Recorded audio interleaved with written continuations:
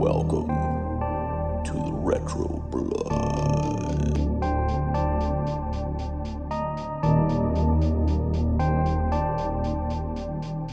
Welcome back, everybody, to the Retro Blood as we finish up this grand feast of Thanksgiving 2024, month of November here on the Retro Blood, where we are talking about one of the most rarest dish a human being can have, and that is, of course, raw meat, because we are doing What's for Dinner Month. And we leave you all with the main course that we all been waiting to talk about for a long time. Because if you all like raw footage, if you all like a professor who looks like the guy who was in Cannibal Holocaust, because he was, going around the forest, bringing tape recorders and recording natives, and they love it for him to eat raw meat in front of them. If you all like a bunch of dumb white guys and girls going out there trying to shoot, make these tribes worse than they are, then they get eaten. And if you all like a bunch of production people watching this rare footage in disgust, then this is the review for you, brother, because the Retro Blood is talking all about Cannibal Holocaust. J.H. Alison, James Kline, what's happening, Alison? How's your final trip in the jungle? Oh man, something tells me it won't be my final trip in the jungle, but I really enjoyed this. I really enjoyed I'm glad we saved this for the last, and I'm really glad that we get a chance to talk about this. Yeah. But yeah, so far it's been a good ride. I think all four of these movies are good. Yeah. Well, more or less to some extent. Yeah. But yeah, this is a special one, so I'm glad we got to talk about this. Yeah, this one's an interesting one because, it was. I'm looking at my notes over here. It looks like it was released in 1985. And there's been... Go ahead. In America. In America, yes. Yeah. Yeah, I think in Italy it was like 1980. It was February 2nd, 1980. Yes. So it's very interesting, like, the course of the cannibal phase that Italians had during the earlier parts of the 80s. Because, pretty much all of our cannibal movies pretty much came out of the 80s. 80s, 81 and stuff. And it's pretty interesting to see, like, this one actually got the most buzz for it just because of the way it was shot compared to some of the other ones that we've seen. Yeah. So, also, it is different, and we'll talk about that when we talk about the production and the movie itself. It's more different than I thought it was going to be, than I remembered it being.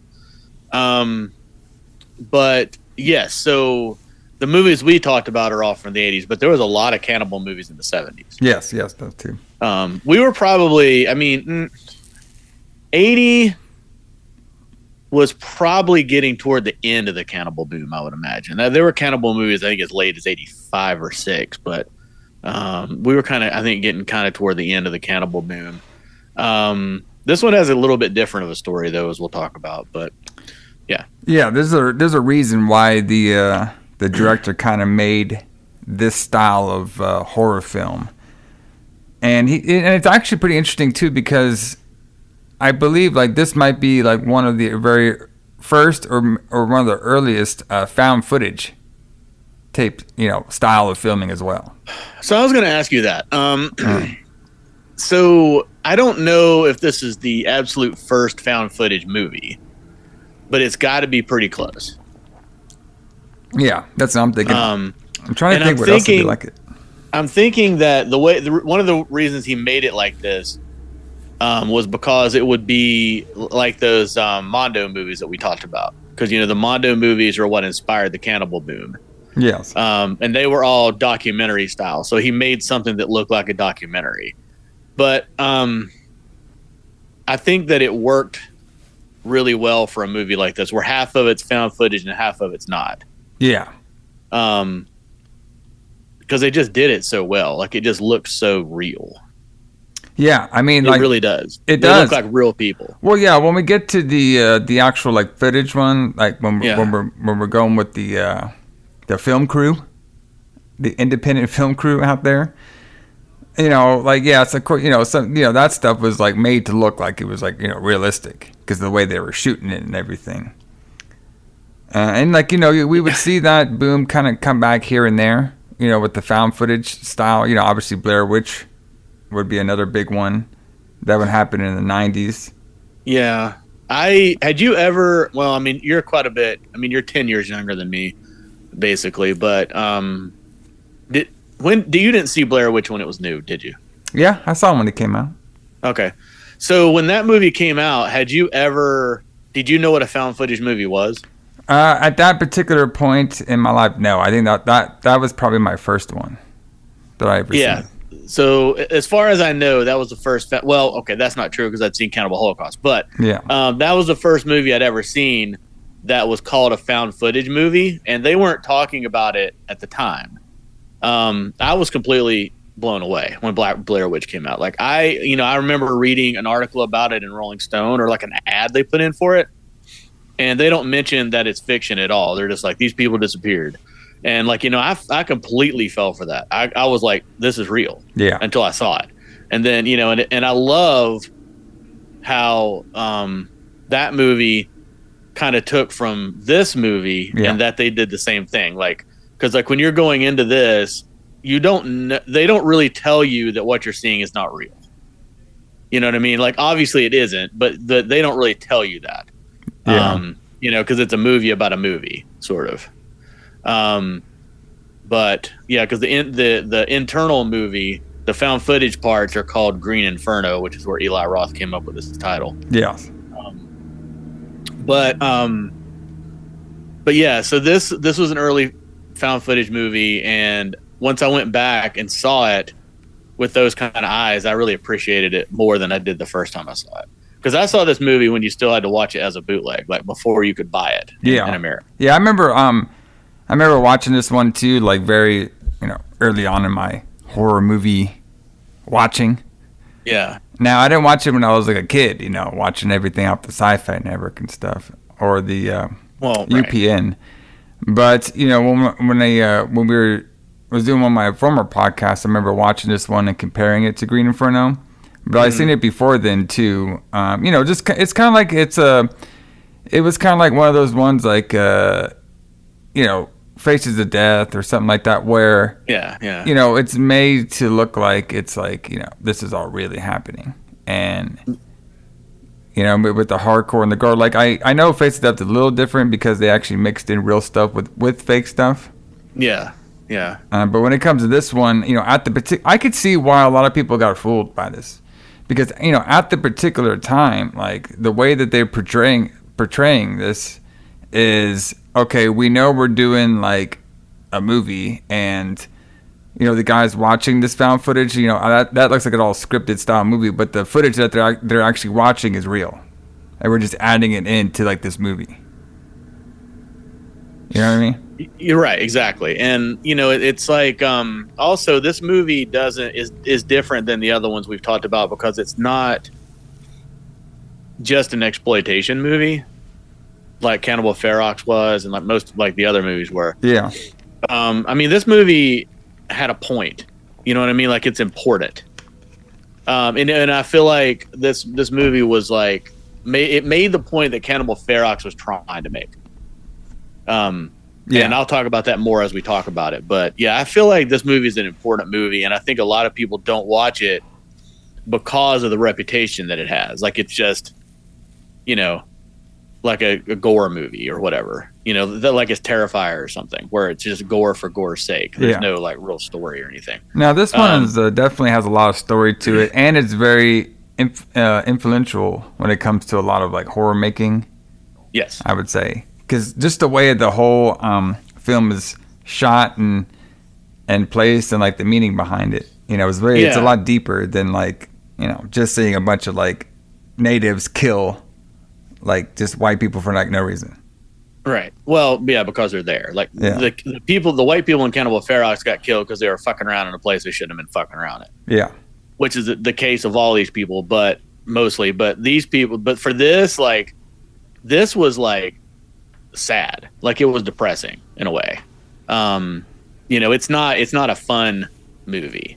Even if you just want to see a gore movie, it's not a fun movie. Yeah. But it's like Ruggero Deodato, the director. I mean, that guy's a fucking genius. Like the way he directed some scenes in this to cover up things he couldn't do or didn't have the money to do is just amazing. And I'm going to try and point some of those out as we go through the movie if I remember, and I can talk to you about it because you're more the filmmaker than I am. But like I know like what these techniques are, so we can talk about it as we go. Yeah, and we'll talk all about that. We will. All here on the Retro Blood, but like every Retro Blood, even this special Thanksgiving edition of the Retro Blood, we have to give you guys some appetizers. We do. You know what I mean? We can't just, you can't just like stuff your face full of turkey. Well, I guess you can if you want to. But, every once in a while you need some mashed potatoes and, some candy yams and, what else what do you got? Like green beans in there? Mashed potatoes? Oh, yeah. We got mashed potatoes, green beans, stuffing. You can't forget the stuffing. What do you think Italian cannibals would like? Raw meatballs, maybe? Maybe cut off penises. I don't know. Oh yeah, we got kind of like that in this movie. Mm-hmm. Well, at least a cut one. We didn't see him eat it though. No. But so I guess I think we got a little 2 release dates here. All right. Yeah, we do. The first one is going to be February 7th, 1980. That's the one that first got released in Italy. Yes. And is that where you have your metal music from? Yep, that's what I took the music from. Okay, cool. Sweet. Because I have the American release date, okay, which is June 19th, 1985. And I got some wrestling from that. So, when we have 2 release dates, I like to do, opposite of what was going on. But yeah, Alison... because we might have saw it twice. Yeah, exactly. We might have saw it in Italy, and then 5 years later, yeah, and you're like, hey...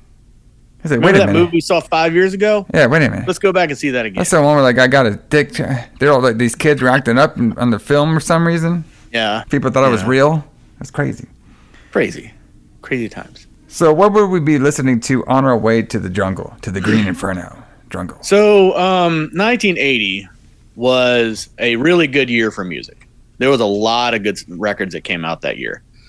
One of those records, and we talked about this band before, but not this era of their career. But that on February 4th, 1980, so 3 days before this movie came out, the Ramones released their 5th album, End of the Century. So End of the Century was like a huge departure for the Ramones. So if you listen to Ramones, Leave Home, Rocket to Russia, and Road to Ruin, you're getting pretty much 4 straight punk rock albums, 4 straight punk rock classics.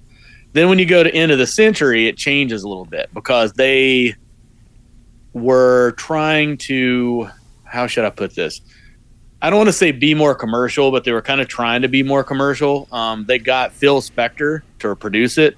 And Phil Spector is a very, very famous producer. He created something called the Wall of Sound. And you've heard a million Phil Spector records, even if you didn't know it. But he recorded, he produced the song Be My Baby by the Ronettes. I believe it's by the Ronettes. Hope that's right. Anyway, he produced that. And he was known for having this really lush, thick, sound with a lot of instruments to make really big sounding records. And then he produced the Ramones, which is a band that's basically guitar, bass, drums, and vocals, and that's it. So it's really an odd choice, but the Ramones loved pop music, and they love Phil Spector. And honestly, when the Ramones started, they weren't trying to start a movement. They weren't trying to play punk rock, because punk rock didn't exist at the time. They were trying to write pop songs like the Phil Spector songs from their youth. They were trying to write songs like that, and just the Ramones, sound is what came out, because that was the instrumentation, the quality, the ability to play. That's what they had, and it just created a movement. But anyway, so they got Phil Spector to produce this. So a lot of the songs are slower, and they sound more more commercial, I guess we could say, more poppy. I mean, it still has the song "Do You Remember Rock and Roll Radio," which is like a really good, Ramones type rock and roll songs. It has "Chinese Rock," which is a classic Ramones song, written about Dee Dee being a heroin addict, and But it also has a Ronettes cover of "Baby I Love You," and then "Danny Says," which is a kind of a slow song with orchestra on it. And it's kind of weird to go from hearing the first 4 Ramones albums to a Ramones album that has an orchestra on it. But this is like, I feel like where a lot of people kind of probably dropped off the Ramones train when they came out with this. You're like, okay, this is kind of a sellout. This is not what my band sounds like. But when you go back and visit it as an adult with more of a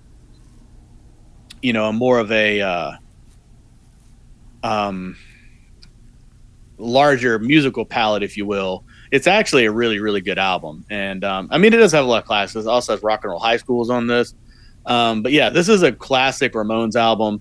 And I feel like we don't talk about the Ramones enough because even though they're not metal, they were metal adjacent, if you will. Oh, yeah, definitely.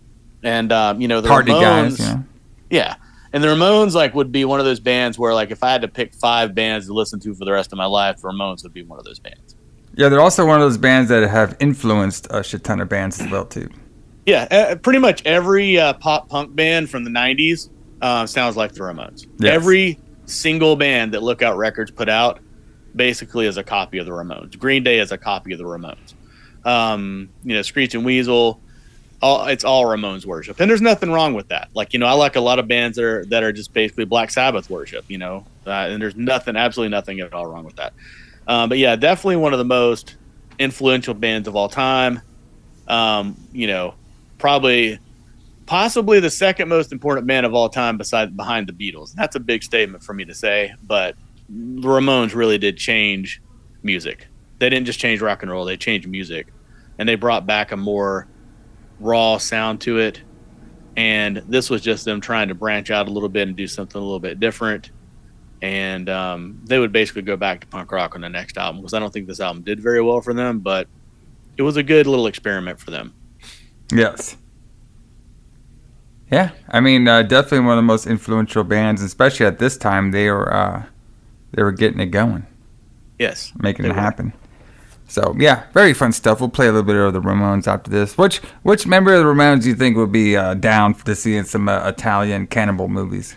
Oh, definitely Johnny and definitely Dee Dee. Yeah, probably not. I mean, not Johnny, Joey. Definitely Joey and definitely Dee Dee. I know Joey talked about liking horror movies, so I could imagine him and Dee Dee going to some of those 42nd Street grindhouse theaters and watching movies. They'd be like, "Hell yeah, brother!" But yeah, Johnny was all into Ronald Reagan at the time, so he probably wasn't into stuff like this. But who knows? Yeah, who knows, man? You never know. You never know what was in their, their palate when it comes to movie watching. Absolutely. All right. Speaking of palette movie watching, let's get into the second date for the American release of Cannibal Holocaust, June 19th, 1985. And we're going to be talking about the big juggernaut of the pro wrestling scene that was happening around 1985, and that would be the World Wrestling Federation. Because they had a house show in New Jersey right when this movie was released here in America. I wonder what part of New Jersey was playing this movie. Probably the peeping shows around New Jersey, I guess, was playing some Cannibal Holocaust. Oh, I'm sure they were, yeah. I'm sure they probably were. I kind of want to ask you this right now. Do you think the whole... by this time, the controversy was pretty much gone a little bit with the Cannibal Holocaust, because that all probably happened in the early 90s with the film getting banned and thinking everything was real. You mean the early 80s? Yeah. Yeah, during the 80s, yeah. Yeah, I would say so. Like, the controversy was probably gone by this point. Yeah. And really, it was only controversial in Italy, I believe. Yeah. As far as, people getting arrested and stuff. Yeah, exactly, because not a lot of people were, talking too much about it. But this show is just showing this is pretty much right after WrestleMania I. Okay, so we have the Rock and wrestling, and WWE is pretty hot right now. All right, during this, or they're getting hot, basically. Yeah. Coming out of WrestleMania, 1. We're in like the rock and wrestling era right now. But they had some pretty good matches on this house show. I just want to talk about a few of them that I found interesting. Number 1, we have a young Bret Hart, which is always crazy to me to think like, Bret Hart was like in the very early, 80s and stuff. Because when you think Bret Hart, you think more about his like 90s career. As a world champion, wrestling and stuff. But he actually did a lot of stuff during the 80s. He was facing Jose Rivia. All right, and he defeated him. Mm-hmm. Doesn't say how, but he defeated him. I'm guessing with I don't know if he had the sharpshooter doing this time, but he probably beat him with that bulldog he used to do. I bet he did. I bet he did have the sharpshooter, but I don't know. I could be wrong. No, I think that came later. Like I think he started doing that when he was just going straight singles. Oh, okay. This is probably when this era right here. If he doesn't have Jim Neidhart yet, this era right here, Bret Hart, they're deciding to make him a cowboy or not yet. Because remember, they wanted to make him Cowboy Bret Hart. Yeah, because he's from Calgary. Yeah, and from the Stampede. It's really hilarious. Obviously, we're gonna make him a cowboy. So the next one, yeah. So the next, Sorry, go ahead. I mean, that's what they wanted to make him, but then he denied it. So then, like, after that, they didn't really know what to do with him, so they set him up with Jim the Neidhart, and that's when they came to Hart Foundation. Yeah. So the next one we have is one of Alison's favorite wrestlers, Brutus Beefcake. Oh, yeah. He took on Tito Santana. Nice I think both match. Of those guys are good. Yeah. Nice I think that would be a decent match, yeah. The Beefcake won. He defeated Santana on this night. Then we have a really good tag team match over here. And I could tell that this is right after WrestleMania because this team is still here. Because we have Nikolai Volkov and the Iron Sheik. They defeated the U.S. Express, Barry Windham, and Mike Rotunda to retain the World Tag Team Championship. And I believe it was not too much time after this. That's when Barry Windham and Mike Rotunda would be getting on out of here and going to the Crockett promotion. And in the main event, which I think this is a pretty good main event for this house show here in New Jersey, it's going to be the man himself, Hulk Hogan, teaming with his one former enemy, Paul Orndorff. And they're going to be facing Bob Orton Jr. and Rowdy Piper. And they defeated them. That's pretty cool. Yeah, of course they did. By disqualification. Oh, of course. Because you can't... For kicking too much ass. You can't have them clean win even on a house show, even for Hulk Hogan. So, yeah, this is a very interesting point. This is when... Because, at WrestleMania, it was Hulk Hogan, Mr. T versus Paul Orndorff and Rowdy Piper. Right. But coming out of WrestleMania, Paul Orndorff and Roddy Piper didn't get along because Roddy Piper thought that Paul Orndorff dropped the ball and losing the match.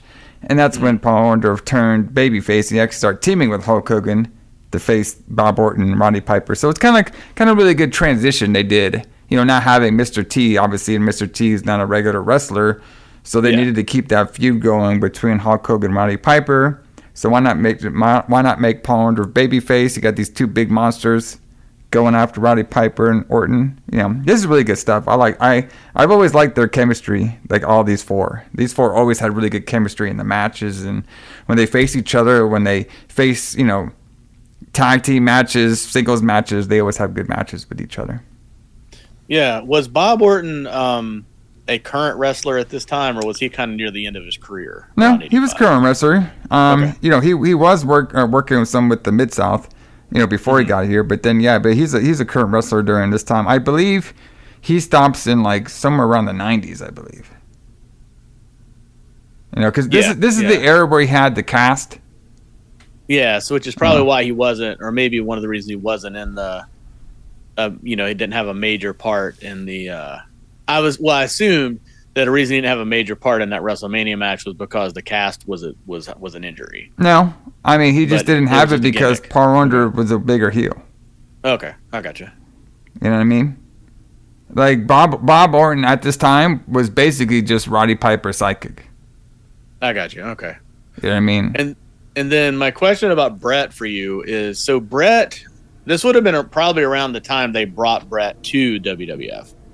And he was part of Stampede Wrestling, where he wrestled with his brothers. Yes, and other Bret people. Hart was, and other people. You're right. But Bret Hart was the only one of the Hart brothers they signed at this time, right? Yes. Now they did get I think they brought Bret and then the Dynamite Kid and British Bulldog in, all at the same time, I believe. So from Stampede, but they didn't really bring a lot of the others Hart brothers until Owen Hart a little later. Right. Yeah, I'm guessing that. I mean, Bret, he's one of the greatest of all time for sure. And I would imagine that they probably just saw Bret as heads and shoulders and talent above his brothers, and probably just signed him because Owen would have been too young. But they're just like, yeah, we don't want the other brothers, we just want this guy.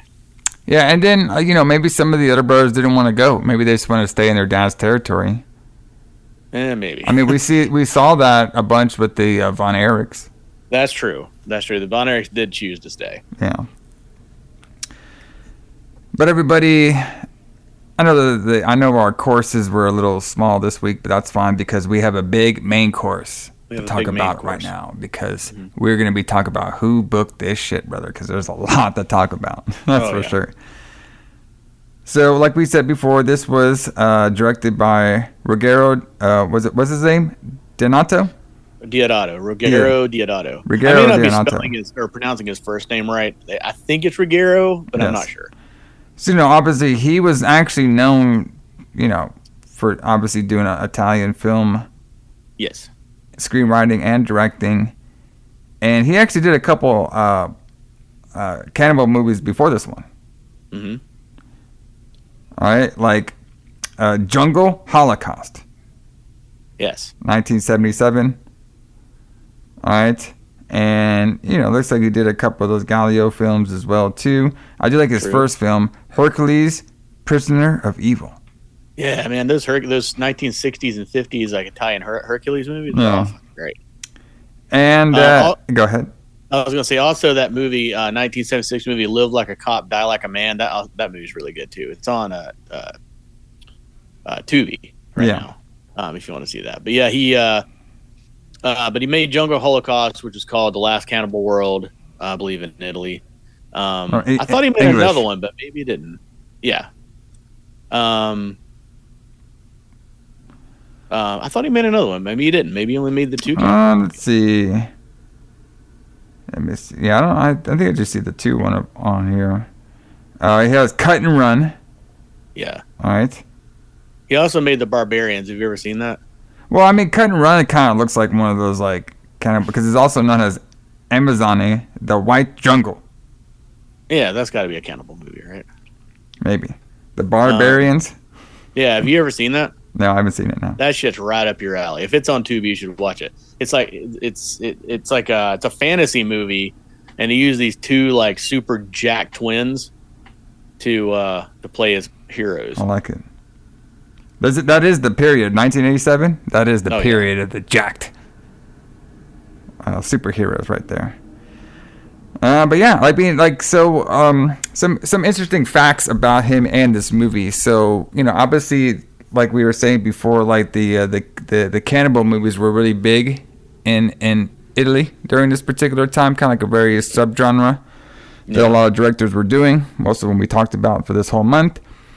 And he kind of made this movie too, doing the cannibal style. But he's also, at this particular point, he was very kind of disgusted with the media for always wanting to censor his films. But then when he would turn on the news, he would see all this dead bodies and stuff, and he didn't really get why can the news people show these dead bodies and stuff, and why they keep censoring and limiting my stuff when it gets released. Mm-hmm. So he had this really big really big thing against reporters and everything, and that's when he kind of wanted to make it part of his movie. Yes. Yeah, he was wondering why he was getting censored for fake death when news companies could show real death and that'd be no problem. Yeah, and also, too, he did believe that some of these news reporters were being staged. Oh, wow. Interesting. Okay. Yeah, so I'll read this over here. So this was, this Cannibal Holocaust was inspired by the Italian media coverage of Red Brigades. I said that right. Sure. It's called the Red Brigades. The Red Brigades was an Italian armed terrorist guerrilla group. It was responsible for numerous violence, including during Italian's year of lead, including the kidnapping and murder of Aldo Moro in 1978. Oh, yeah. So they were a group. I know what this is now. So they were a group, if I'm not mistaken. They were like a leftist group, but they were like socialists, but they were so far to the left that they were basically right wing again. Yeah. They just became like extremists. And they were like, I think, didn't they kill they killed the president?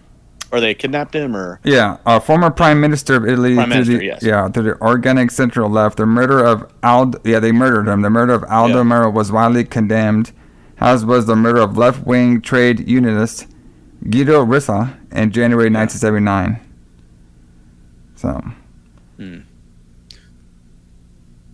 but basically he had this idea that he believed that the news reporters staged it, and that became an integral aspect of the film's story. Was like, like with the kids and everything, when they would go out there and show like these deep documentaries, they weren't really what was going on. They would stage all that stuff. Like they would make all that stuff happen. Right. Yeah. Like if they didn't catch it on film or whatever, they would just make it. They would stage the event. Yeah. Yeah, they also did additional story elements were also influenced by the Mando documentaries. Particularly like when the presentation of the documentary crews lost footage, like when they had like lost footage and stuff.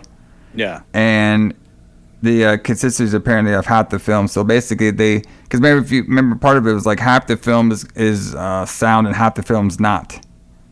All right, and that's where he got the idea. He got that idea from the Mando documentaries. The treatment of the footage, which is noted for its visual realism, innovated the found footage style of filmmaking that was later popularized in America by the Blair Witch Project. Exactly. And others, after that. I would say the biggest ones right now, when it comes to the found footage or that style of footage that I actually like, is the VHS series. That would be my favorite. It's not exactly the same, but there is some of them that's very similar. Yes. There was, and then there's some out there that like totally suck. Like go ahead. I feel like found footage is a genre that's kind of hard to do. Yeah. Like I feel like you need to. Well, now they don't follow rules anymore, and I think that's a problem. Because there's all kinds of found footage movies you can watch now that not only do you wonder like how they have this footage, but like there's nobody that would be filming it. You know what I mean? Like the it'll be about the found footage part of the movie will be about two people and both of them will be in frame. So like who's filming them? Which I actually did wonder about in part of this movie, but then I realized I remember there were 4 of them. So anyway, we'll talk about that. But I feel like found footage movies should follow rules, and I feel like sometimes now they don't because it's just easier. To do, but I like found footage movies a lot. I like found footage horror is one of my favorite genres overall. Well, the problem is with your rules there, Alison. Okay, is like nowadays you can film stuff on multiple stuff. You can film things on a phone. You can film things on a traditional camera. You can film things on a drone. You can film things through a car. You can film things through the internet. You can film things through glasses. You can even film things through watches. So it's hard to have rules when it comes to that. I guess so. But I mean, when you're changing angles and things like that, and there's not a character that would be recording it, it kind of gets a little hard. Or what about an AI robot? Well, I guess you could do that. Could there be an AI cannibal robot? Maybe. Yeah, there could be. But yeah, AI is probably going to ruin found footage movies just like it ruins everything else. But But yeah, I feel like found footage movies, like you were saying, like a lot of them you don't like, and I think a lot of it's really hard to make a good one anymore. Yeah, I mean, it just depends, on the style of it. You know what I mean? It just, there's not a whole lot of them out there, but like I haven't seen all of them, so I can't judge every found footage known to man that's out there. But the ones I've seen, I do like. Obviously my tops being, this movie, Blair Witch, and the VHS series. Other than that, the only one I've seen before, I forgot what it was called. It's about like some kids that go into a theater and they get haunted by somebody. I thought it totally sucked. I saw it in the theaters. I can't even remember the name. That's how much it sucked. I can't think of what that one is. The newest one that I've seen that I thought was really good and then was really believable was Murder in the High Desert, which I believe is on Amazon. Yeah. Prime. But that was really believable because when I'm watching that, I'm like, is this a documentary? And when I'm thinking, is it documentary, then I'm like, okay, it did its it did what it's supposed to do, brother. It did what it was supposed to do. So the Cannibal Holocaust was filmed primarily on location in the Amazon rainforest of Colombia with the cast of tribal people interacting with mostly inexperienced American and Italian actors recruited in New York City. York City, brother. Of course. That's the only place that Italians will go. New York City. Exactly. Well, they went to Atlanta for Cannibal Apocalypse. That's very. What the hell is up with that? Breaking the rules over here. New York was booked. Yeah, that's true. It was. So it's pretty interesting. Like inexperienced actors working with them, that still would have been like a little kind of hard to do too. To kind of get all your shots correctly and stuff, and especially what you're doing around these people. I have no idea. Yeah, because they're not actors. Because I wondered that actually in some of the other movies, like who was playing the cannibals, because they don't look like they're Italians. You know what I mean? So are they always just in like tribes people that they find in the rainforest? I mean, I'm sure that there's some way to communicate with them, and they're probably not one of those tribes that hasn't seen civilization or know what a cell phone is or whatever. Yeah. But it's the 80s, but they don't know what a cell phone is. Well, nobody knows what a cell phone is at this point. But they, they're like, they got to not convince them, but like communicate with them what they're supposed to do. Maybe they gave him some chickens or something. I don't know. Maybe, yeah. I bet they didn't pay him a lot. That's what I'm guessing. But yeah, like like all the scenes where they're like sexually assaulting people, like they've got to convey that to them, like this is a movie and this is what you're supposed to do. Yeah. Which I would imagine would be kind of hard, especially if they don't, because like some of those people speak like a local language. They don't even speak, Spanish or whatever they were, I would imagine. But they probably had like a translator. Yeah, they probably had some kind of translator. I'm sure they had some kind of translator for sure. So obviously this movie came out with some just a little bit of controversy. Mm-hmm. A little bit. So after it premiered in Italy, it was ordered to be seized by the local magistrate. Mm-hmm. Have you ever heard of a movie being seized after it was aired? Not in the United States, but it does happen in other countries. Okay. But yeah, it was seized here because they thought that he had murdered a bunch of people in the movie, which is weird to think about. Yes. So basically, Deodato and his whole staff, which, godly, I can say half these people's names. That's fine. Cliccio, we got Plegia, Pia, and Francis de Nunza were convicted of obscenity. Obscenity, sorry. Convicted of obscenity. All right. The film was released from seizure in 1982. It was banned in the United Kingdom, Australia, of course, everything's banned in the United Kingdom, South Africa, and several other countries due to its graphic content, including sexual assault and violence towards animals. Although some nations have since revoked the ban, it is still upheld in several countries. Critical reception of the film is mixed, although it has received a cult following. The film's plot of violence has been noted as commentary on journalistic ethics, exploring of South American countries, and the differences between Western and non-Western cultures. So that's just some of the stuff on there. Of course, the biggest thing which happened with this movie is the arrest. Yeah. All right. Of Deodato. So he was, so basically some of the stuff about it, all right, that led up to the arrest. So basically, he seemed to the film's premise while talking to his son about news coverage of the terrorism of the Red Bangers. Somebody's I can just tell you about it. Yeah, tell me about it. Yeah. All right. So basically, what happened was Deodato was arrested along with the producers because the Italian government thought that he had actually murdered people for the movie. So like the found footage part of the movie, they thought that was real footage and that these people actually died. And he had given them a contract that kept them out of the public eye for a year. So they basically went to make this movie and never came back, as far as the way the government was looking at things. They had to produce the actors in court to prove that they were alive, and in which case they dropped all the charges. But they also had to appear on a television show, or maybe they appeared on a TV show, and that's how the government knew that it was a work of fiction and not real murder.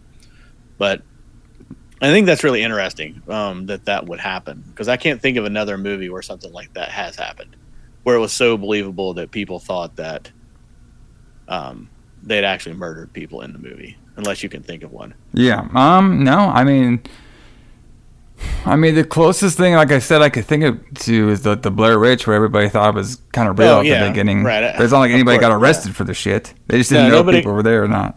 Yeah, nobody got arrested because they did, mark those guys as actors or whatever. But yeah, those guys stayed out of the public eye for a while too. I think for several months they didn't make any other movies, and they didn't, they didn't show up in public. I remember the girl in that movie, Heather, whatever her name is, Heather, I can't remember the actress' name, but she, people started figuring out that they were actors because she had been in like a Pizza Hut commercial or something. And then that started showing up. Well, this was like the early days of the internet, so that started showing up there. But in this case, we had no internet to prove, so we had to actually produce actors to show that Deodato didn't actually murder people. Yeah, and also too, the big scene that was examined by the courts was the film's the scene where they impaled the girl on the spike. Yeah, true. They also thought that might have been real. Yeah. Which basically what he had to do in court was he had to show evidence of how he actually did that scene. Yeah. Like he had her like on like a seat, and like the way he like filmed it and moved it around stuff, he kind of like made it look like the pole was coming out of her mouth when it really wasn't. Right. So here's some of this stuff. So this is about like the trial and stuff. As all the copies will be turned over to the authorities, the film was released in other countries like the United Kingdom.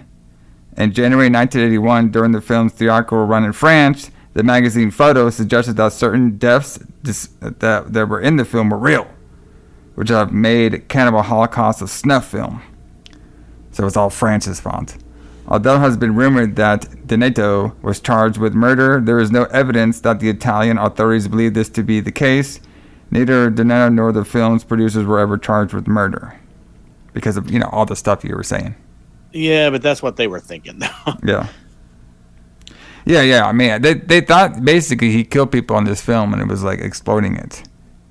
All right. So rumors of the Cannibal Holocaust murder trial often claim that the actors had signed contracts with the production which ensured that they would not appear in any type of media, motion pictures, or commercials for 1 year following the film's release.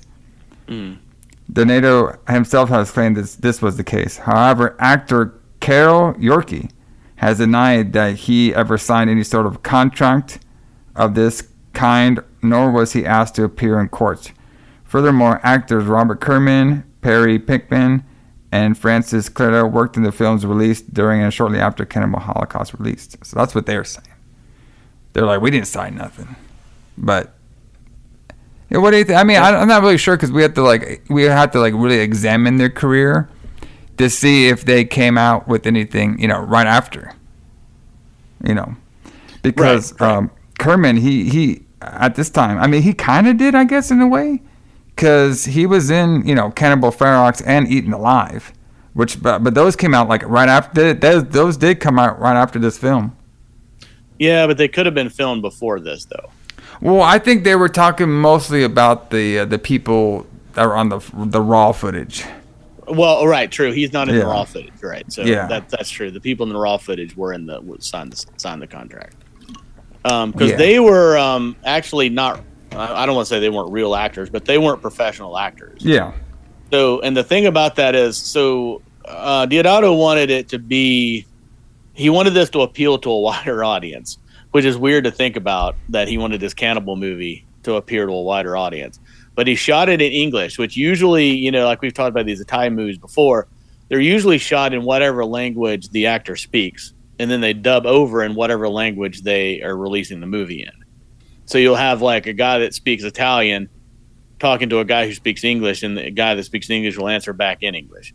But this movie was shot in its actual languages. So if they're speaking Spanish, it was shot in Spanish. If they're speaking English, it was shot in English.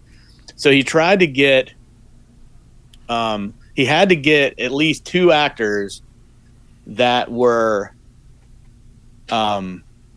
Italian, that were born in Italy, or, had connections to Italy, but could also speak English really well, which is where he got Francesca Ciardi and I'll mess this guy's name, but Giorgio Barbareschi.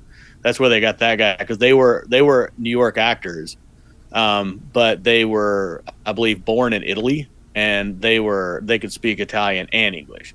So that's how they got it passed to be an official Italian production, because there are tax laws in Italy where you had to have a certain amount of Italians, which apparently is 2, for it to be an Italian production. Very interesting. And they played. She played the girl in the found footage part of the movie, and he played one of the guys, but I can't remember which one. I'd have to look it up. Let's see. So I thought this is pretty interesting on here too. So I know we talked about movies before being banned, usually in the United Kingdom, but I never seen a movie being banned like in so many like countries like this one was. Because this was banned in various times. It was banned in Australia. It was banned in Norway, Finland, Iceland, New Zealand, Singapore, and South Africa. Yeah. Now, think about this for a minute. Now, we're going to talk about this when we talk about the plot, too. So this is, like I said before, this is not just your typical cannibal movie. So a lot of those places were really, had really conservative laws, like Singapore. But places like Australia, South Africa, and even England had a real issue in their history of colonialism and like doing really, really, really terrible things to indigenous people to take over their land. And that's one thing that this movie clearly illustrates. Like it doesn't leave it open for debate at all. I mean, that's what this movie is about. And I feel like that a lot of times this movie was banned because in some of those places, because they didn't like the way that it made them feel or made them think about what they actually did to indigenous people. That's just a theory, though. Yeah, I mean, probably that, and then the animal killing probably didn't help either. The animal killing did not help either, yeah. So it was also saying this movie was briefly released in the United States. By the Trans-American Films in 1985, which we talked about that release date. But basically, this movie was, I guess it bombed everywhere it was at, even in the shelves, because it had the rare at the time X rating. Yes. So the X rating is basically, you would find this in the deep dark porno section, hidden behind a wall with a little black cover probably around it. Yeah, and that's sad because that's the reason that NC-17 exists today, is because movies. So the X rating was not created for porn. So an X-rated movie is not necessarily pornographic. Much like, OnlyFans is not, necessarily created for, sex workers, but I would say 90% of the people who use it are sex workers in some form. But but almost every movie that had ever been released that had got an X rating up to that point was a porn movie. So people by this point had started thinking of, well, if it has an X rating, it must be pornography, and if it's pornography, we're not going to play it at a theater. Which is why one of the reasons that it bombed. And you couldn't release a movie unrated at the time either, I don't believe. So that was part of the issue. But yeah, X rating, that's why. So if it'd come out 20 years later as an NC-17 movie, maybe it would have done better. But yeah, that X rating certainly would have killed it in 1980. Oh yeah. And of course, before we get to the full review, we have to talk about our man, Robert Kerman. He is back. He's been in pretty much all the movies we've done, except for the Apocalypse one. Robert Kerman is back. Of course, he was in Cannibal Ferox. He was in Eaten Alive. And a whole bunch of porn movies. So basically what you're telling me is not only is he eating raw meat, but he's giving that raw meat himself. He is. I mean, I've not been a big follower of his career other than these cannibal movies, but yeah, he was. So I'm sure that didn't help either when another guy who'd been in a lot of porn movies was in your movie and your movie got an X rating. People are probably not going to want to book that, I would imagine, in 1980. Well, he was one of the most profile men of the golden age of porn. Yeah, in the 70s, in the golden age of porn. Okay, apparently he had a. So his real name is Robert Kerman, but his porn name, which was Richard Bola. Okay. R. Bola, after being calling Dick by his peers. Oh, of course. Which annoyed him. What, the Bola or the Dick part? That's all I want to know. I'm sure that I bet it was the Dick part, but that's pretty funny though. Dick Bola. So I like it where you went from porn to super hardcore cannibal movies. Right. I like it. But this one he didn't really do too much. He was in some of the, obviously we saw him naked on there, hanging out with all the native chicks. I guess that kind of counted. But yeah, he did. I think his character, he did more in the other movies, I feel, than he did in this one. This one was just a professor that got out of the jungle and didn't get eaten, basically. Kerman? Yeah. He played the professor. He played Professor Monroe. Yes. Yeah, right. Yeah. Okay. He didn't get eaten. Right. He got the tribes on tape, and they all loved him for it, and he ate some raw meat, and he got out of there. Yes, That's true. So, but there's a lot about this film, a lot written about this film. But the main stuff that will always be legendary about this film is the arrest of the director, Deodato.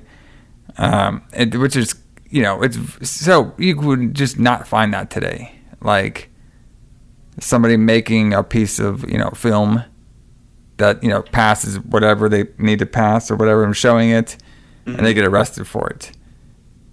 Your work is so realistic. It looks so realistic that they think this is a real snuff film that you're going to get arrested for. It's pretty crazy. Right. You just don't see anything like that before, and it kind of brings the lore of the film in a way to how controversial this film was, and how a lot of horror movie directors and stuff, that's what they want. They want that controversy with their film. They want.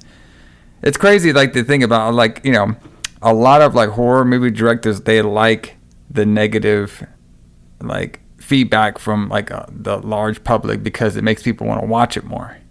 In a way, Yeah. And also, did you read any of the part about The Last Road to Hell?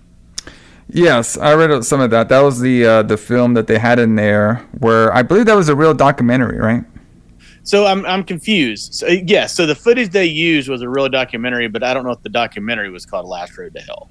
But that was. So they were going to shoot some scenes that had executions in it, but they just used actual footage of real political executions from stock footage. Yes. So there actually is some real human death in it. It just wasn't the actors. Yes, exactly. Yeah, so basically in that footage, well, we'll get to what they were doing with that, but that was supposed to show Alan and his crew's work, that they did this documentary, and how they basically Hollywood, like they kind of like made it up. Like they didn't really make it up. That they basically caused all this shooting and killing in the films to make it look like they're doing it, the people on there, but they was actually them behind the scenes, kind of like, you know, well, I'd say staging it, basically just staging it. Yeah. So, well, right. So they basically caused the conflict between the two tribes. Yeah. By terrorizing the people. When they caused a problem for them to record on film, and then they find that later in the footage. Yeah. But yeah. And that's what they thought they did also too on the other footage they show. But in the movie, it's actually just real footage that the guy used for stock footage. So. Yeah. But everybody, like I said, there's a lot written about this film. There's this. It's a very fascinating film to analyze because of the whole controversy with the way it was filmed. What he was trying to accomplish during this film with a bunch of different political messages and stuff in the film too. Just a very fascinating piece of art here. So, but everybody, let's get to this main Retro Blood Thanksgiving. Let's get into the full review of Cannibal Holocaust. The law of the jungle. Eat or be eaten. These film cans tell what happened to the Americans who journeyed into the Amazon to shoot a documentary.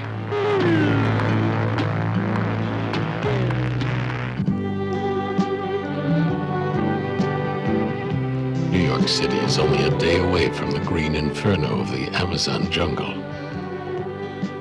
4 Americans plunge into the savagery of the Amazon jungle to film a documentary. They never come back. Are they still alive? If so, where are they?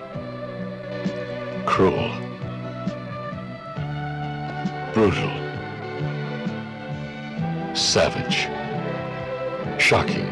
Authentic. Actually filmed in the Amazon jungle.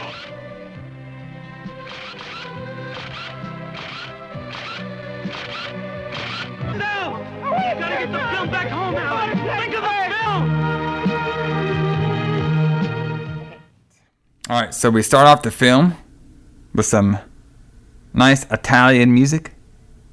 You know what I mean? Mm-hmm. Going over the jungle. And then, of course, what do we see? We see the lovely New York City. Oh, yes. Shots of downtown. New York City has returned to the Retro Blood. Yep. Surprise, surprise, in an Italian movie. Yes, that's where they are. And this one's pretty interesting, too, because we basically get a scene of this newscast about this news reporter talking about these 4 young people gone missing out into their trips out to this jungle. Missing are Alan, Mark, Faye, and Jack. All right? And they are all on there. They're pretty much, they went out to go find this indigenous people, see if this cannibalistic tribe is still there. They did hear before that there was this other crew that went out missing, and then now they went out there and went out missing too. So apparently whoever goes out to this Colombian-style jungle is going missing, and that's what the news reporter is saying. We have some footage of the kids. I think it was Alan or somebody saying, "Oh, the only thing that scares me is marriage." Right? Being stupid and dumb. They said they have a tour guy named Philip, or Felipe, is going to be there. Yeah. And then this is also when we cut back to Robert. This is when we cut back to Professor Harold, which is played by Robert Kerman. Mm-hmm. And he said he's now going to go out there and find these kids and figure out once and for all what is going on with this jungle, this green inferno jungle out there. Well, I was about to say, they were making a documentary called The Green Inferno, yes. And then they disappeared. Yes. So then we cut to the actual forest now. We're there. We see a bunch of soldiers, and they are, basically fighting with these natives around there. Mm-hmm. One of the soldiers gets shot in the arm. The other ones, shoot the guy down with the guns. And it looks like the guy who got shot in the arm with the arrow, it was from poison, so he looks to be pretty much dead. And all I could put in my notes was, this kind of looks like the Predator. It does kind of look like the Predator. Yes, I noticed that too. But yeah, so they were trying to take, or they do end up taking one of the natives hostage so they can negotiate with the tribe, essentially. They basically kidnapped this guy from Monroe so that they can negotiate with the tribes. Yes. In there. So then Professor Harold, he's down there. He meets with the main soldier guy.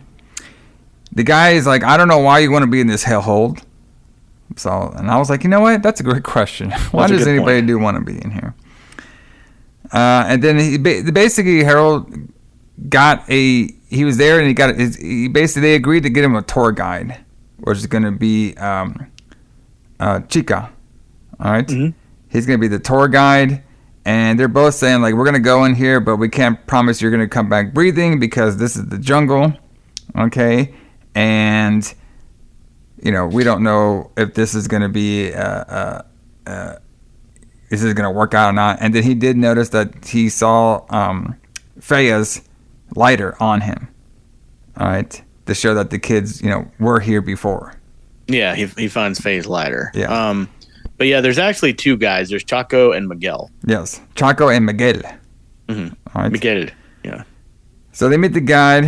All right. And basically he's saying, like, hey, we don't want you to bring a lot of stuff because the more you're carrying out here in the jungle, the more you'll die because, you don't want to be held down by anything if you have to run away.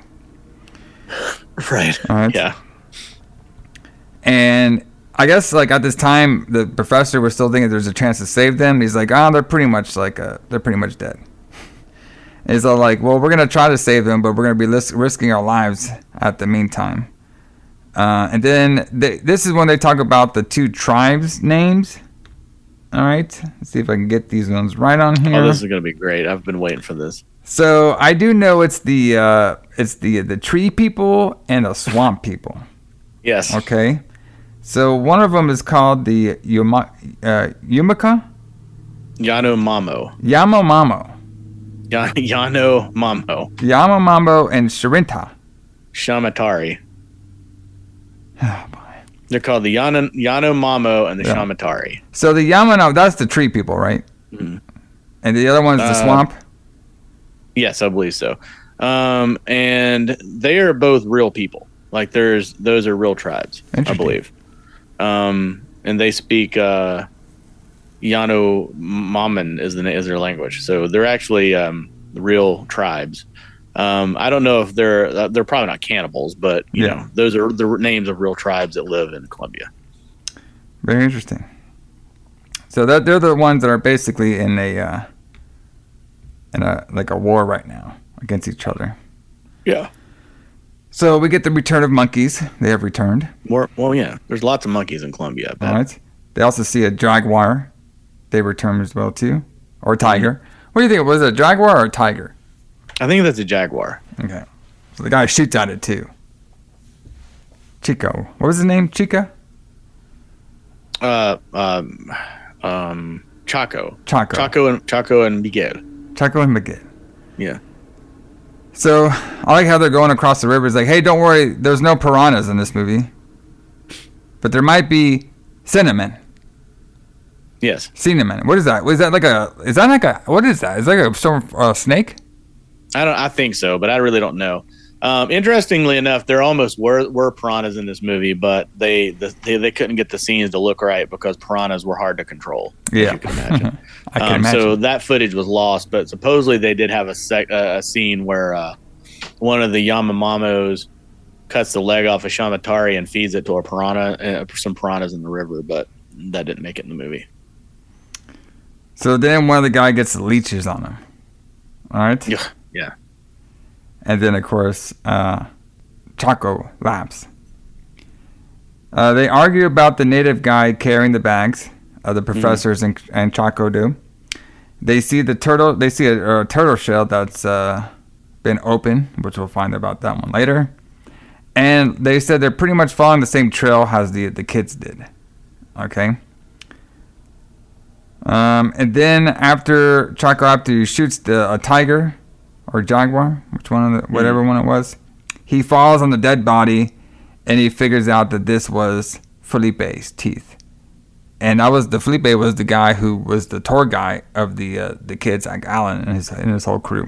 Yeah. And he was wondering, like, I wonder what his mistake was to get killed out here in the jungle, which we'll find out later.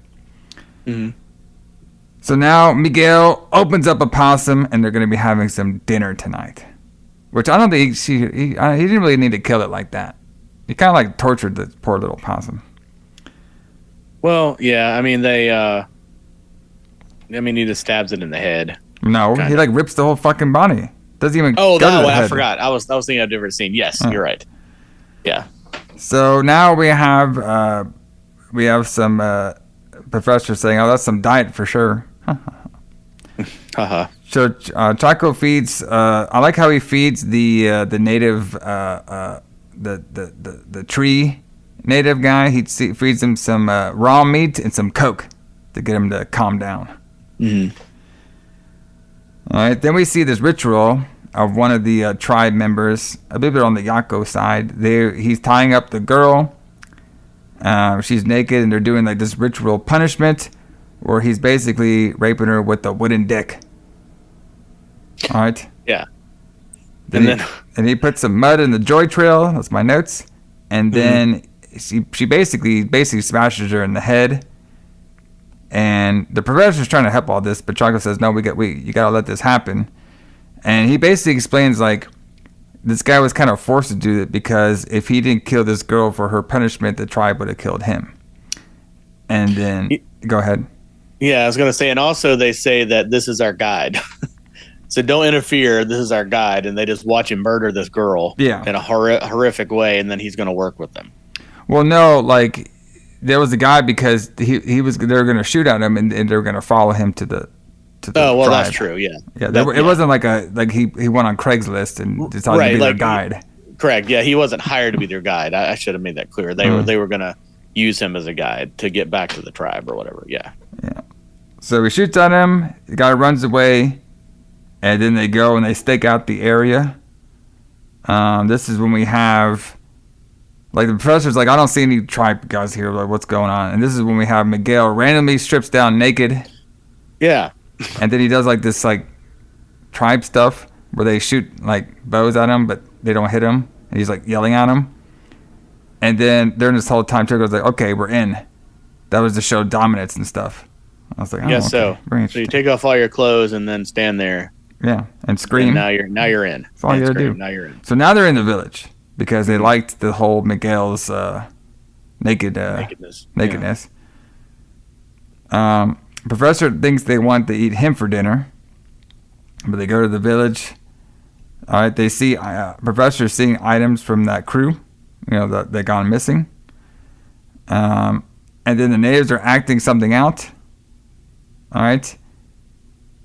And then they're showing that one of them got one of their friends shot one of them in the leg, which we'll see later on in the footage. And then Miguel shows them how to use a switchblade. And then Chico says, "Okay, everything's good." And then they eat some sort of white shit.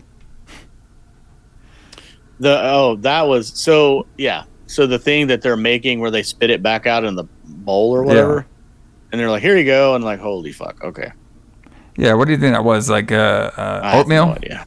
I don't think it was oatmeal. I think it was something else. But basically it's apparently like a, honorable thing, like it's an honor for you to be able to partake in this white throw up stuff. So after they eat this, the professors talk about like, yes, this crew, the Allen's crew and everything must have went further into the jungle, all right, where no white man has ever been seen. Mm-hmm. All right, how can they live in this green inferno? And then he said like these two tribes are at war, all right, the two tribes that we just talked about. And then now they see one of the other tribes, the swamp, trying to pray. All right. And then we see some more tribal killings. So at this time, we see like the swamp tribe grabbed some females from the tree side, and they started to kill them and do some tribal killings. And then the tree side shows up, but then also two Professor Miguel and what's his name? Chaco. I can't say his name. And Chaco come and shoot and get him to scatter off as well too. Yeah, so they defend the Yanomamo from the Shamatari. Yeah. I should just have you say all this shaman. I can't say any of that shit. All right. But so now the what was the first one? What was it called? Yanomamo. Yanomamo were the tree people. The professor is saying basically that they, they're cool with them being there, but they still don't trust them. He could tell that they're not trusting him or not. All right. So he wants to see if he has like some way to see if he can gain their trust more. All right.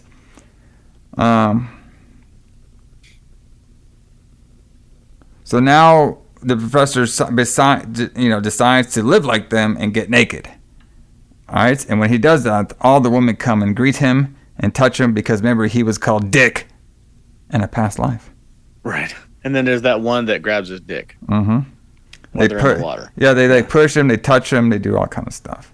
And he chases them too through the glass. And I thought for sure he was going to die. But then when he chases them through the grass, they stop and start praying. And they're praying to some dead skulls and body parts. And it's all the dead skulls and parts of the kids and everything he was looking for. Yeah, and the cameras are hanging there with the skeletons. Yes. Yeah. And basically now the professor just wants to get that raw footage. Right. He was looking for some raw ass. Now he's looking for some raw footage. Yeah, which I thought that part looked really cool, where all the skeletal pieces are hanging together, the skeletal remains of the original party. I just thought it looked cool the way they presented that. So now the professor, he's going to. He basically wants to learn some more about the tribes and how savage. He basically wants to know why these tribal people killed Alan, his whole crew. Because he's seeing, like, right now, is just like, he feels like this is not like, you're just going to walk in and they're just going to kill you. You know what I mean? Yeah. Like, he's seeing, like, there's something else might have happened here that might be a little fishy. So that's why he really wants to see the tapes to figure out what did these guys do to basically piss them off. All right? Right. So now, I guess he took, like, some recording of the ritual dances they did. And he starts playing it for the whole tribe. And eventually the whole tribe gets into it. And they lower a dead body. And they feed them some raw dead person's flesh. Yes. And that is the biggest honor that this tribe can do. Has them eat some raw flesh together. Mm-hmm. Now we're back with the professor. We're back in New York City. On a talk show talking about all the tapes and how the Allen's crew and everything got into this green inferno. And then what they want to do now, Hollywood, they want to take these tapes and make it into like a TV show or a special. Okay? And they want Harold, the professor, to be part of it. And Harold's like, I don't think this is a good idea. If you guys actually watch some of these films, I have. And like, I don't think we should let the public know about this stuff. Right.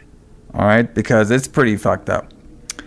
So they're like, okay, well, don't worry about this. This is what the TV crew was saying. Alan and his crew is known to do some hardcore documentaries. Here, watch this footage from this movie called The Last Road to Hell. The Last Road to Hell. Mm-hmm. So they watch all that stuff, and which killing the jungle and stuff. And then the guy said, "Oh, but all this stuff right here, it was all fake. Alan paid all the soldiers and this stuff in the film and everything." Okay. And then he shows, then we get to see all the members again. We can see, hey, look, this is Jack. This is Faye, the girl. This is Alan. And this is Mark. They all work together for years. They shoot films. They get the highest ratings in our station. Okay. And they had Felipe, the guide. All right. And they watched some of the videos. All right.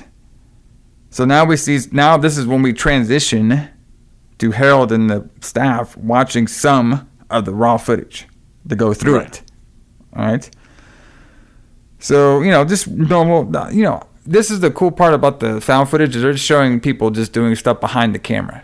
You know what I mean? Just like acting normal or stuff or being very, just normal acting, I guess. Yes.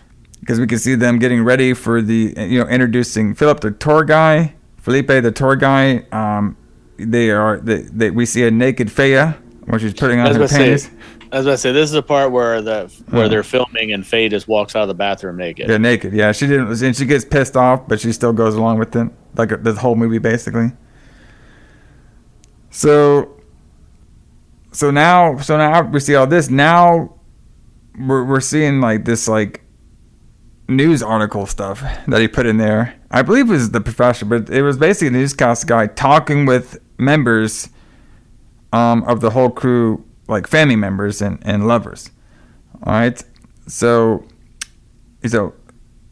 Harold talks with somebody who worked with Alan, and the guy who worked with Alan basically said that Alan was an asshole. Okay. Right. And then the Harold talks with Alan's dad. All right, which we only saw for like 2 seconds, and there's a guy like in the background just like staring. Did you see that guy? It's an old guy just staring at the camera, and he just walks away. I thought that was hilarious. And then now we talk about he goes to interviews this nun for Faye. I guess Faye knew this nun, and the nun says she was always very ambitious. All right, we have Mark's wife on there. All right, saying that they were married for 2 years, but he's only around for 4 months because he was always off filming things in all kinds of places. Mm-hmm. And then we have, I believe it was Tommaso, calling his son Jack pretty much an asshole. Okay. Or actually, no, Tommaso was for Mark, and then the girl was for Jack. Okay, my bad. So now they're watching more of the footage, and they said, "Hey, we got to fix up some of this footage, because it's kind of like in pieces, so they're trying to piece everything all together." So now we see them. Now we can see the kids hanging in the jungle. We see the girl. The Faye says it's Saturday the 25th. She wishes she was in New York City right now shopping. That's what she would be doing. So we just some stuff with them playing in the water. And then this is when they grab a turtle out of the water. And this is when we get our first fucked up scene of them cutting the turtle's head off. Yeah, so this is another scene of like real animal murder, animal killing. And I could be wrong about this, but like, so Faye gets sick and throws up. Yeah. And if I'm not mistaken, her reaction is real. But I don't know where I know that information, but I'm pretty sure that her reaction in this scene is not acting. That was like actually her reaction to this happening in the movie. Well, something that we didn't talk about, but it should be noted too, is a lot of the actors in this film, they did deny doing a lot of stuff, even though they went along with a lot of things as well too. A lot of them did not want to be in the scenes when they had the actual animals dying, and a lot of them didn't want to, have some of the breast show here and there, stuff like that. So then they eventually cut up the turtle. Like, it takes forever for them to cut up this turtle and everything. We see every little, basically we see everything. I didn't know that the turtles had so much guts in them. It's pretty impressive. Well, that's a big turtle. Yeah. So then they cook it up and they eat it. So this is when the editor, because we go back and forth at the beginning, we show them like some footage, then we'll see the Harold and the editor. We keep going back and forth. This is when the editor says, "Oh yeah, so half of it has sound, half of it doesn't.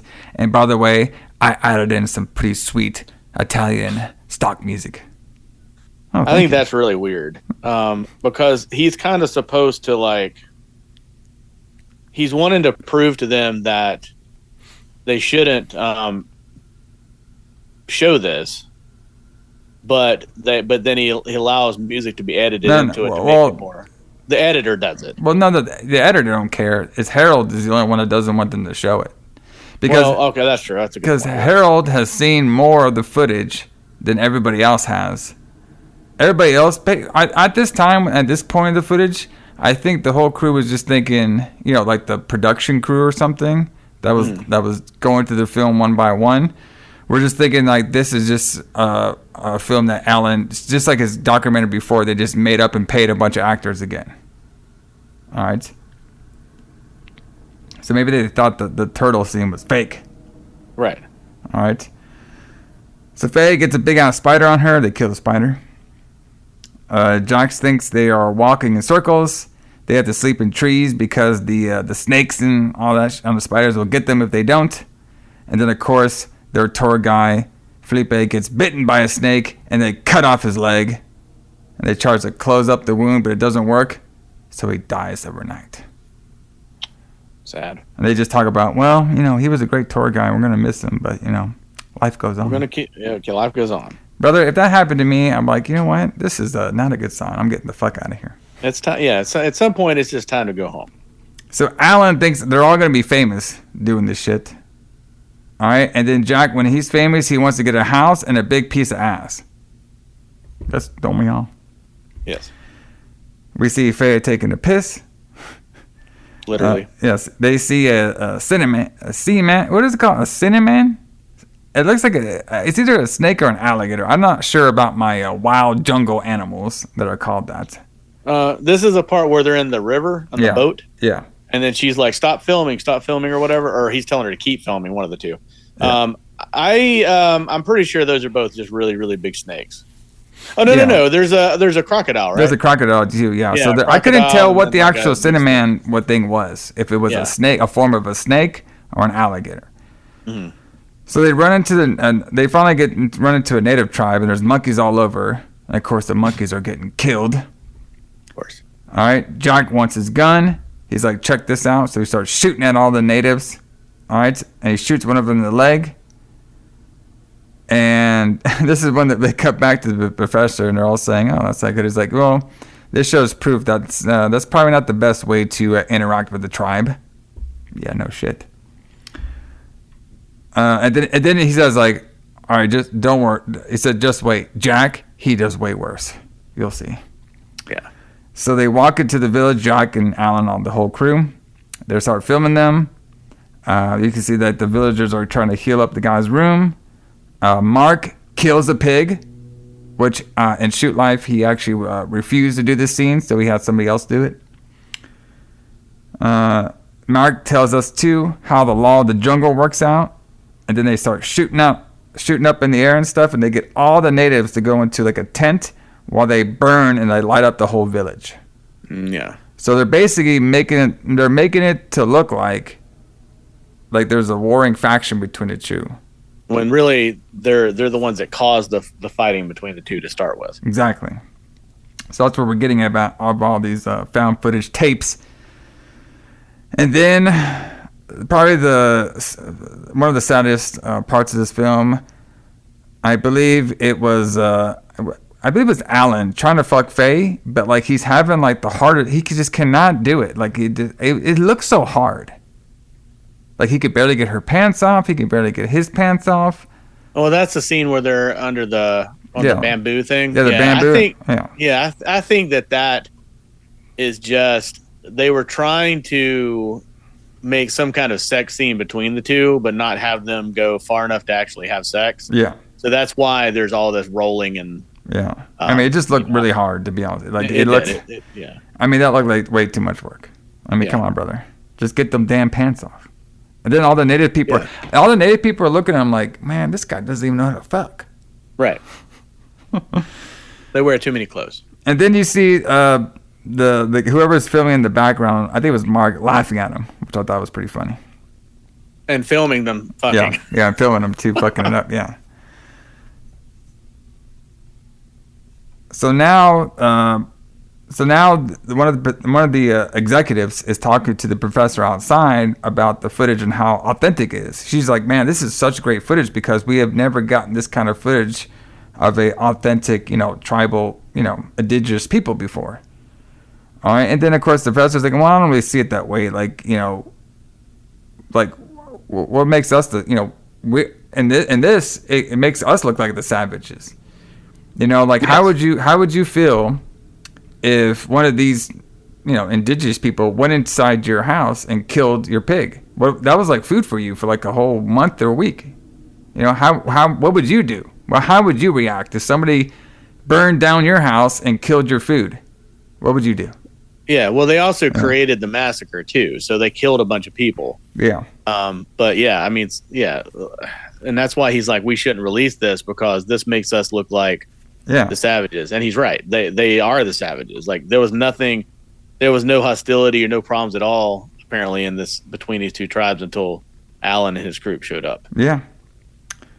So now we're back at the found footage. And Faye is telling us on the camera how the tribes are fearing them, and she's not really sure how long it's going to last, but they're going to keep, filming and showing stuff. They had this ritual, I guess, of a dead woman in the lake, and I guess that when somebody's like ill or about to die, they just let them sit in the water for the alligators to get them, because they're saying here in the jungle nothing goes to waste. Yeah, that was disturbing. Yeah. Then we have this ritual that they are basically doing. We have this pregnant woman, and they are making these girls like tie her up and stuff, and then Jack is forcing the women to do this ritual, and they start beating up this pregnant woman. Yeah, it's like a forced abortion. Like she has an abortion. They abort this child and go bury it in the mud. Yeah, and then they beat her. The only thing wrong with this movie, the only thing unrealistic about it is you could tell that the natives weren't really beating anybody. You know what I mean? And a bunch of scenes like this, it doesn't look very realistic when they're actually hitting somebody. You can tell they're moving really slow and not really hitting them. That's the only thing that I find not great about this movie. But anyway, continue. Yeah, and then we're basically supposed to see that the crew is orchestrating all this stuff. It's not like that. It's like they're like paying these actors to fake it. No, they're actually like forcing them to do it they can show the footage and make it look like they're just doing it. Yeah. Exactly. They're causing the problems. They're causing the conflict. And they're saying, oh, look how much conflict there is in this savage place. So Mark now is talking about maybe, possibly going back and saying how lucky they've been so far that these people haven't like fucking killed them yet, basically.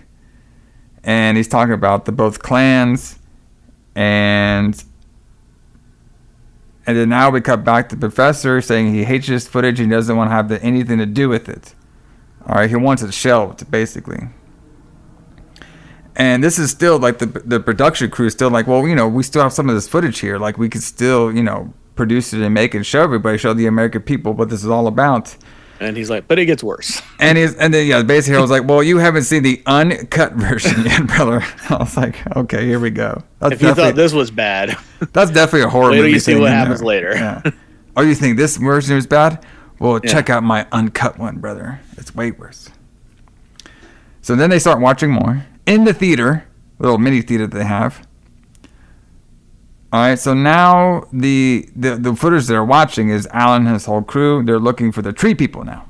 So I guess they were fucking with the swamp people, but now they're trying to find the tree people. So they find one. She's all marked and everything. And then I think it was Alan that said that the tree people, they're kind of known for their cruelty. So basically, they start raping Alan. Well, not Alan first, but it was basically Mark and Jake start raping the tree girl. Yeah, and then Faye's finally like, no, we don't do this. Yeah, don't do that. Faye's like, well, why are we wasting camera footage on here on this scene? Right? Like, what is this all about? Why are we doing this? That's true. She doesn't actually tell them not to do it. She tells them that. Well, Alan jumps in there and she tries to get off Alan, but then they push her back and Alan still gets his turn. All right, and it's all in the mud and everything. It looked very uncomfortable, and it just basically was supposed to be bad scene. It was crazy. This is probably the uncut version. So they're asking if he's still shooting, and of course they're still shooting, and then of course Faye's all pissed off about all this footage. They're all muddied up and everything, and then of course we cut to it and they're changing reels. Yeah, that's what he says. And like it goes out and he's like, he's changing reels. But it's also implied that it's quite a while later when we pick up the next scene though. So I'm not sure why he just said that, but anyway. So now we see that the girl who gotten raped by Alan and her whole crew is now dead on a spike. Yes. So the reason this happened, and they explain it to us, is because the purity of the women at that tribe, you know what I mean? If it's altered, that means they kill them. That's basically what happened. So basically, Alan and his crew made this girl die because of what they did to her. Yeah, so it's also, though, you could look at it two different ways. So like when he says the part where he says he's changing reels when it changes from one reel to another, you could also take that as they actually murdered this girl in the same scene. Like maybe it's not a long time later. That's what I was thinking. Maybe it's not a long time later, and they just cut the footage right there, killed her, and put her on the spike, and then they told everybody that she got killed because of her virginity loss. Which either way, it's fucking sad. Like that's just fucking depressing. Yeah. So like they caused this girl to get killed because they raped her. Yeah. Or they killed her themselves after raping her. Either way. Yeah, and I think I think it was semi applied that they did the killing as well. Like they killed her and put her on the pole, and then they were trying to make it, because there was a scene where the Alan was like laughing, and then he was like, oh, we're shooting, and then he's like, oh, they started to tear up a little bit, and basically he's being very fake. Right. So now they notice that there are a bunch of tribes that surround them now. Okay. Yeah. And they start shooting them off everything. They start running into the forest, running away from them. And eventually one of them hits Jack with a spear. Yeah. All right, and Alan sees it, and then Alan says, oh, he's a goner. Just keep filming. All right, we're going to get an Oscar for this. All right. And Alan shoots Jack. And this is when the tribe grabs Jack. They cut off his dick, and then they tear his ass apart with some sweet Italian stock footage music in the background. Yeah, I thought this music was really disconcerting when you were listening to it. Like it was so like light and like. Well, it's the only stock footage they had at the time. Right. All right. So yeah, they tear Jack up for a long time and then eat him. And it's all like shaky cam. Like everything's all shaky cam. I love this. So this is the scene. No. Okay, so there's two different scenes I'm thinking of. This is one of them. So anytime they maybe didn't have the budget to do a special effect that they needed, the camera would be shaky all of a sudden and you couldn't see it. Yeah. And I thought that was brilliant. I mean, it was brilliant for him to think about that. Yes, and that is a trick. Yeah. But that is a trick when you don't have a lot of budget. So there's two ways to do that. Right. You know, if you don't have a lot of budget, you can just cut away. So that's what you do, more shocking scenes, kind of like what they did on Friday the 13th. Right. Or if you have something crazy going on and you're doing one of those style films, obviously you just do the camera just falls down and you're just, left to be mystery. Right. Yeah. So after this, now Mark, Alan, and Faye, Alan's basically saying, okay, well, we got to get out of here now because we kind of like lingered on too long. Of filming the whole Jack getting split open and eaten by this whole tribe. Yeah. And they have caught up to us right now, and we basically dropped and left all of our stuff, so the only thing we have is this flare gun, hoping that will get them away. So Alan keeps telling Mark to, film everything. So he shoots off this flare gun, and basically doesn't work at all, and then eventually the tribe grabs Faye, and she's been taken away. So before we get to this part, so I did want to say the flare gun was the only weapon they had, right? That was the only gun they had. I think they had two guns, but Jack had one. You're right. They had rifles. I forgot they went there with rifles. Yeah. But then they used most of the rifles. That's how they got everybody to do what they wanted to do. That slipped my mind. Sorry about that. Yeah, go ahead. So they catch the Yanomamo catch Faye. Yeah, they catch Faye. They're taking her now. Alan's basically. It looks like one of them fell down. I don't know if it was Mark or Alan. It was one of them that fell down, and the other one, I believe it might have been Alan, and said like, "Hey, get this film back to the States, okay?" But whoever was filming just filmed Faye the whole time, getting her clothes ripped off and raped by this clan. So she got raped by a couple of the clan, but then the women get all pissed off, and then the clan men like walk away, and then they start beating her, and then they eventually cut off Faye's head. Yeah, so like this was also brilliant the way they shot this.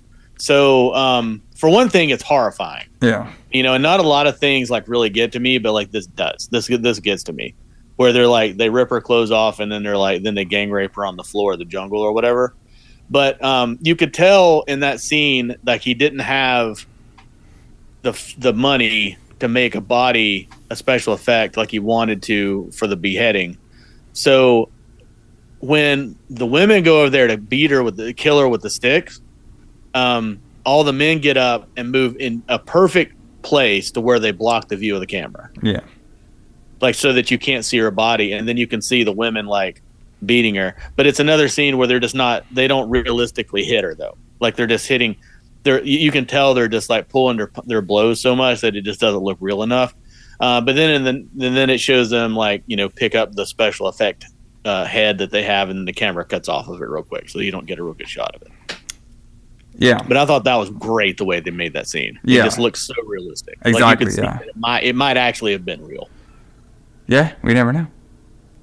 Or was it? Or was it? So after this happens, we do have some nice Italian music in the background. Yeah. They rip her head off. Then they tackle and they pretty much kill Alan because he was just lingering around there filming everything. And then now we see the professor, and we see the whole production, or the the suits and money. They all look at the film. Some of them just get up and leave. We have one guy call the production and says, "We want you to burn all this material and burn all the footage." Yes, burn this. And then the Professor Harold starts smoking, and he wonders, who are the real cannibals? Yep. And then we end. I mean, I thought this was super powerful, especially the ending after everything we find out. And then he's like, I wonder who the real cannibals are. And then the movie ends. Like, because it's definitely like, like the white people that went to their jungle that caused all these problems. And like, it's just tragic because stuff like that has happened and does happen. And I feel like this movie had more of a message than the other movies did. Oh yeah, definitely. In which case, this is why I like this movie the best. Like, I feel like this movie is a really important movie for people to see, but so many people won't see it because of its content. Yeah. And I don't blame them. Now, I don't think, out of all of them, I wouldn't say this one, like, I think this one was the most creative because it had, I think the cannibal in the jungle, I think the found footage works the best with that compared to what we saw in the other films. Right. I still think Cannibal Ferox is a little bit more disgusting on some of the actual like gore scenes that it had. Yeah, the gore, it does have more gore in it, and it's more disgusting in that aspect. Yeah. But I think that the theme of the movie is not as disgusting as it is in this. Yeah. And I thought Eaten Alive was a little bit more fucked up on some of the rape scenes, all right, on there. But the thing about Cannibal Holocaust that was like so unique at this particular, it's just the way you didn't see a lot of that the filming style within the tapes. I mean, that was the most unique part about the film, and that's what made it so special at the particular time, just because of the way it was filmed like that. Because when you film stuff like that in the jungle, that does look more realistic than the traditional filming style. So. Yeah, and they made the film look scratched up and deteriorated, which I thought was kind of cool. Although, I mean, it would have just been a negative in the camera, though. It wouldn't have been actual film. I mean, it wouldn't have been actual, developed film. It would have been a negative. But, I mean, it looks like the negatives may have been damaged. And I'm pretty sure they shot it either on 8mm or 16mm, so like one step below whatever the actual movie was filmed in, so that it would look more grainy and more, more real, more raw footage, more raw. Yeah, because they basically were trying to make it like a documentary, so it was going to have that like documentary feel style.